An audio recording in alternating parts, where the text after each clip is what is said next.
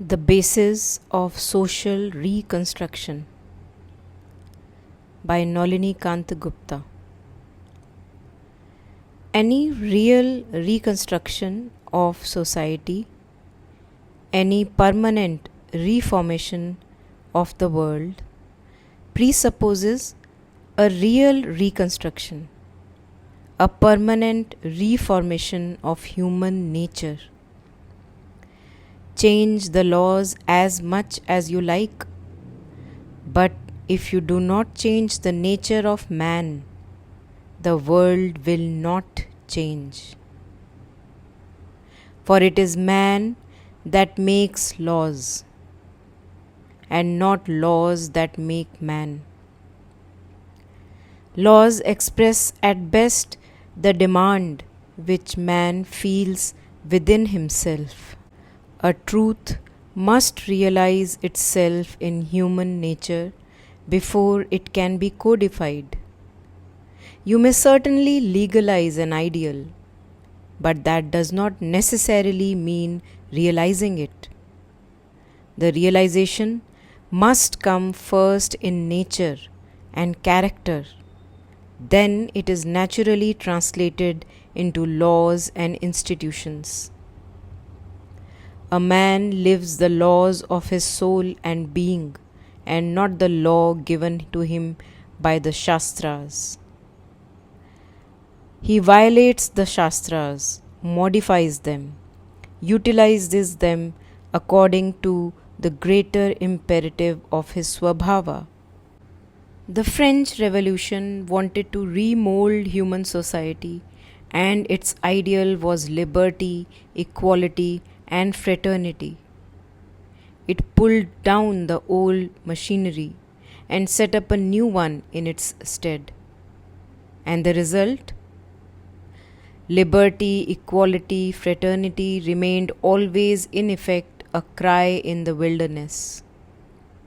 Even education does not seem to promise us anything better.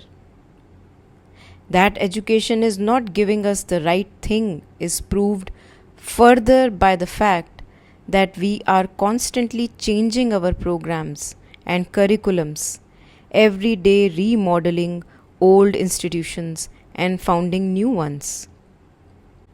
Even a revolution in the educational system will not bring about the desired millennium, so long as we lay so much stress upon the system and not upon man himself.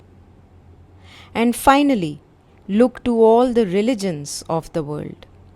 We have enough creeds and dogmas of sermons and mantras, of churches and temples. Yet, human life and society do not seem to be any the more worthy for it. Are we then to say that human nature is irrevocably vitiated by a original sin, and that all our efforts at reformation and regeneration are, as the Indian saying goes, like trying to straighten out the crooked tail of a dog? It is this persuasion which has led many spiritual souls, siddhas, to declare that theirs is not the kingdom upon this earth, but that the kingdom of heaven is within. And it is why great lovers of humanity have sought not to eradicate, but only to mitigate, as far as possible, the ills of life. Earth and life, it is said, contain in their last analysis certain ugly and loathsome realities, which are an inevitable and inexorable part of their substance. And to eliminate one means to annihilate the other. What can be done is to throw a veil over the nether regions in human nature, to put a ban on their urges and to create opportunities to make social arrangements so that the higher impulses only find free play, while the lower impulses, for want of scope and indulgence, may fall down to a harmless level. This is what the reformists hope and want no more. Life is based upon animality. The soul is encased in an earth sheet. Man needs must procreate. Man needs must seek food. But what human effort can achieve is to set up barriers and limitations and form channels and openings which will restrain these impulses, allow them a necessary modicum of play, and which, for the greater part, will serve to encourage and enhance the noble urges in man. Of course, there will remain always the possibility of the whole scaffolding coming down with a crash, and the aboriginal in man running riot in his nudity. But we have to accept the chance and make the best of what materials we have in hand. No doubt this is a most dismal kind of pessimism, but it is the logical conclusion of all optimism that bases itself upon a particular view of human nature. All our idealism has been so long infructuous and will be so in the future if we do not shift our foundation and start from a different intuition.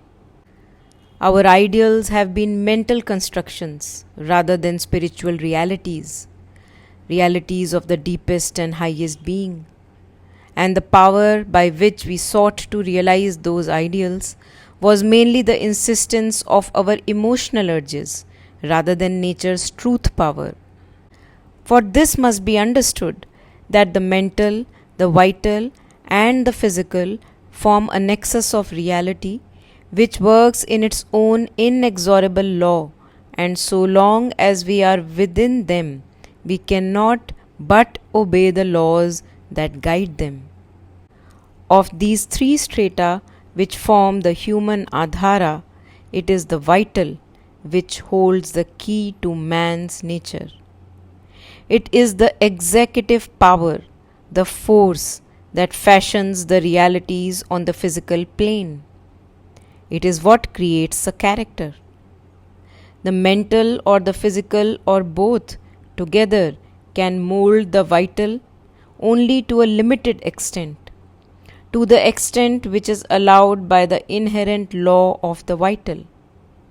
If the demands of the mental and the physical are stretched too far and are not suffered by the vital, a crash and catastrophe is bound to come in the end. This is the meaning of the reformist's pessimism. So long as we remain within the domain of the triple nexus, we must always take account of an original sin, an aboriginal irredeemability in human nature.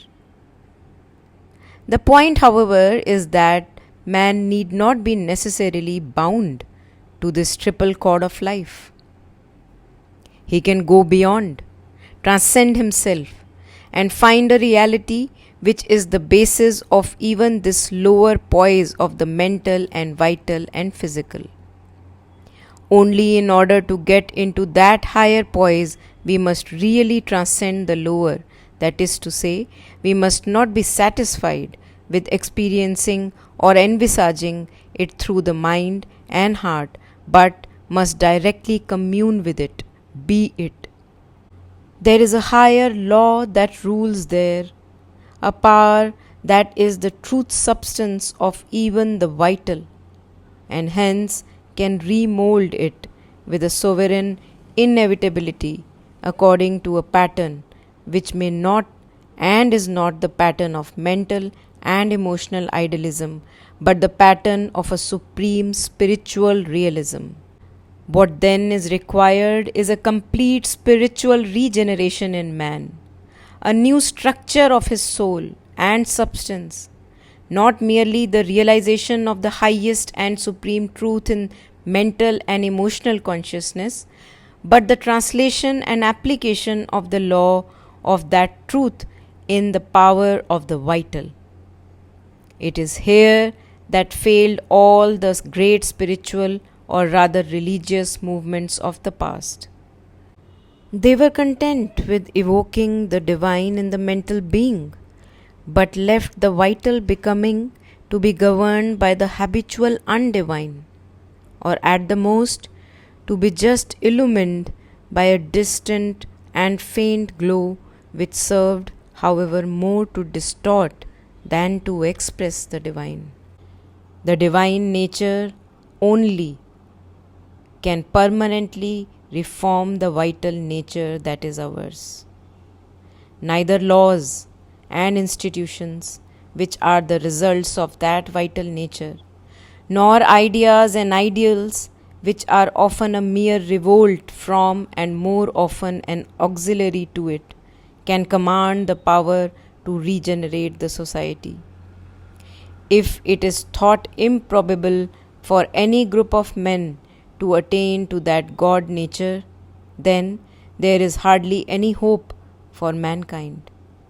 But improbable or probable, that is the only way which man has to try and test, and there is none other.